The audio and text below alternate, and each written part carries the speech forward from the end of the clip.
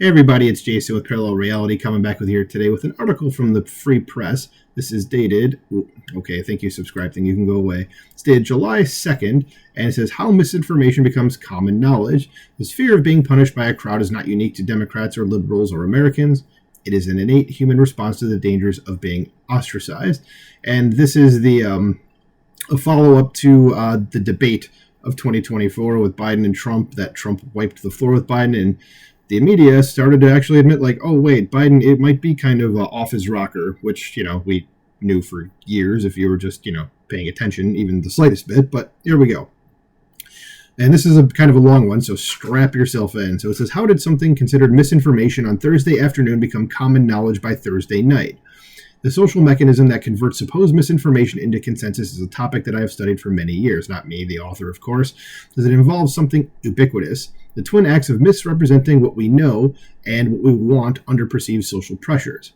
As I explained in my book, again, the author, not me, I've not written a book, Private Truths, Public Lies, such expressions of insincerity can do serious harm. The Biden-Trump debate and its aftermath provide a powerful case in point. Allow me to explain. Until Thursday night's CNN debate, a majority of Democrats were afraid to tell a basic truth in public, to say openly what they know about Joe Biden's physical and mental health, for fear of emboldening Donald Trump or taking a position that may seem adverse to their party. So they kept their knowledge of his declining cognitive abilities private and, in public, conveyed impressions and issued reports at odds with their own senses. If they felt that a different candidate had a higher chance of beating Trump, with rare exception they kept that preference hidden and pretended to agree with the idea, repeated ad infinitum, that Biden remained the party's best hope. And that's sad if he's your best hope, but okay. It says preference and knowledge falsification. So it says, why did they do this? Fear. Fear, in this case, of being punished by their fellow Democrats. Fear of being punished by a crowd is not unique to Democrats or liberals or Americans. It is an innate human response to the dangers of being ostracized, to being cut off from friendships and privileges that are critical to survival. We are born with a need for social acceptance. That need is what drives knowledge falsification and preference falsification. I think we're going to get really technical here. Each of these, misrepresenting what you know and what you prefer, is a special form of lying. Most in-the-know Democrats engaged in both over the past few years. Knowledge falsification about Biden's decline and preference falsification about whether he should be the party's nominee. So even as hardly a day passed without hardly a day passed without new video clips showing a disoriented and frail Biden, Democrats, aided by swaths of left-leaning media, rushed to dismiss the clips as taken out of context or as misleading because of the cameraman's perspective. Jesus Christ. Or as malicious information. Man, that sentence really did a number on my language skills, and I don't know why, because there's nothing difficult about that. I just forgot how to speak. They would also vilify the producers and spreaders of the videos as MAGA villains out to destroy democracy. And again, it's not a democracy that we have, left-wingers. As in no uncertain terms, qualms about Biden's age or cognitive capacity were treated as unwelcome, even as a betrayal of democracy itself. Those Democrats who refused to lie about what they once knew once they knew it, people like Dean Phillips and much later Ezra Klein, surely sensed that Biden's condition and could not remain a secret forever. And they worried that, should the news spread before Election Day, he could lose votes essential to winning. Better to preempt than that eventuality, they argued, by picking a younger candidate while time remains for him or her to gain national name recognition. If the stakes are democracy, could there be any other choice? But the Biden campaign would have none of it. Talk of replacing Biden was regarded as irresponsible, meant to push away voters Democrats need, and, they argued, it would facilitate Trump's return. Insiders also brought up, more commonly in private conversations than in public settings, an obstacle to getting the party to unite around an alternative nominee. Were Biden to bow out, Vice President Kamala Harris might create an even bigger problem. Despite her low approval ratings, and low as being very kind, that she would likely insist on moving to the top of the ticket. Other candidates could emerge, triggering accusations of racism and sexism. That's not what it is, but I get what he's saying. That could fracture the party. It says, whatever the resolution, the infighting would cause epic Democratic losses up and down the ballot. And so, for the first half of 2024, the majority of Democrats who favored Biden's retirement kept their preferences private. It says, a trap of their own making. As signs of Biden's diminished mental acuity mounted, knowledge and preference falsification trapped Democratic elites.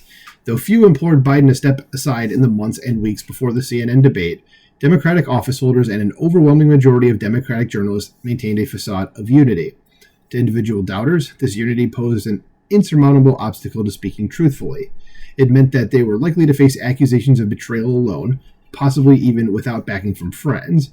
Although the private doubters of nominating Biden may have had the edge numerically against his genuine supporters, the doubters had no way to mobilize. Because they kept their private truths hidden, they could not even find each other, much less coordinate their actions and form an effective anti-Biden coalition. Excuse me.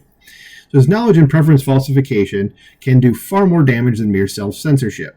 In this case, Democrats close to Biden, and thereby in the know, deliberately misled their fellow Democrats into thinking that chatter about Biden's deterioration was merely propaganda orchestrated by Republicans and their allies. I don't think they're really that good at it, but okay, if that's what really made you think, because the right has to be the bad guy. It says they circulated cherry-picked videos of choreographed events as ostensible proof that Biden was as sharp as ever. In March, they proclaimed that Biden's State of the Union address, in which he read a prepared speech from a teleprompter, should put to rest questions about his fitness. Knowledge and preference falsification pollute the bodies of information that individuals use in developing their understandings of the world and their rankings among options. They misinform the polity about what is known and preferred. They conceal feasible options. They obscure the extent of support for changing direction. In fostering a culture of mendacity, they hinder the identification of discontent and compound the difficulties of forming coalitions among people eager to switch course. And it says, the trap shatters.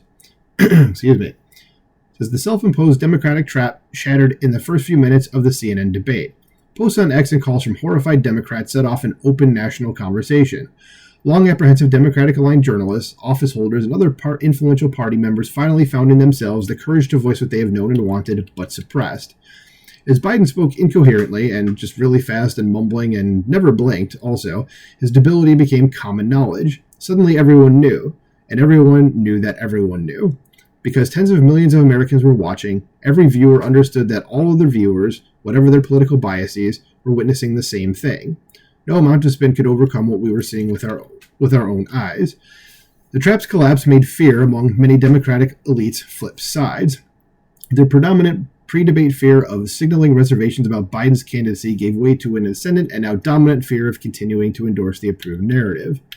But by no means were the Democratic opinion leaders who exploded in horror after the debate alone in initiating a national conversation on Biden's candidacy. The Democratic rank and file played a critical role in pressuring elites to start saying what they had known long before the debate. And you gotta wonder, why did they just wait till now? They were just, basically they were caught. Their lie was exposed, now they're just going, oh yeah, this is, yeah, this is, we have to start saying, we have to start going on, he's kind of, we knew this, or something like that, or yeah, he's kind of addled, even though it's guys, again, everybody knew about this years beforehand. Because most Americans are detached from the twists and turns of daily news cycles. They tune in only during major crises and elections. So to many of these Democratic voters, Biden's performance came as a genuine shock. We will never know whether Democratic elites would have dismantled their self-destructive trap without a flood of honest reactions from the Democratic rank and file. The president's performance was so disastrous that it might have been sufficient to drive enough elites to their boiling points to start a cascade of truthfulness among themselves.